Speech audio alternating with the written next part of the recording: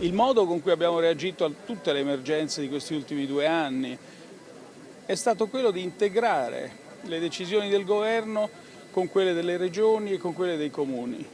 Questa alleanza istituzionale, questo aver imparato a lavorare insieme, è un patrimonio che non dobbiamo dimenticare, che dobbiamo tenere. E questa è l'accoglienza ora di 60.000, solo ad oggi quasi 60.000 e poi chissà quanti dopo, sarà un'altra emergenza dove questa unità sarà fondamentale. Queste le parole del Presidente del Consiglio Mario Draghi in visita a Palmanova, alla sede regionale della Protezione Civile e al hub dove sono stoccati i mezzi e i materiali per l'Ucraina.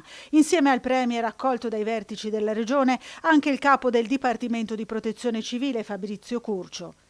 L'accoglienza, l'organizzazione, l'entusiasmo di questi volontari davanti a voi mostrano che possiamo contare su una struttura efficiente, funzionante, moderna, che è la Protezione Civile. Friuli Venezia Giulia è sempre impegnato in prima linea in tutte le emergenze nazionali e internazionali. In questo caso ancora di più perché è terra proprio di confine, di ingresso, perché il 60% delle persone che sono venute in Italia ad oggi provengono proprio dal confine con la Slovenia.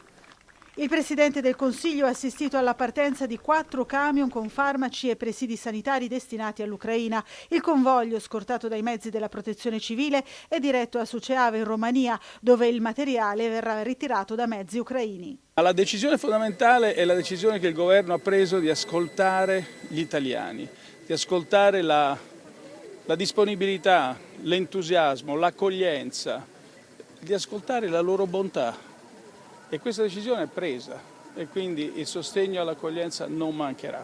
Ci sono programmi speciali per i minori, ci sono programmi per le donne e sono minori di un tipo nuovo rispetto ai minori che arrivano da altre fonti, da altri punti. Quello che è cruciale è che questi aiuti, quando non sono, che vengano dati direttamente o passino attraverso una procedura, vengano erogati subito, perché il bisogno è ora, non tra settimane. Ecco, questo è molto importante.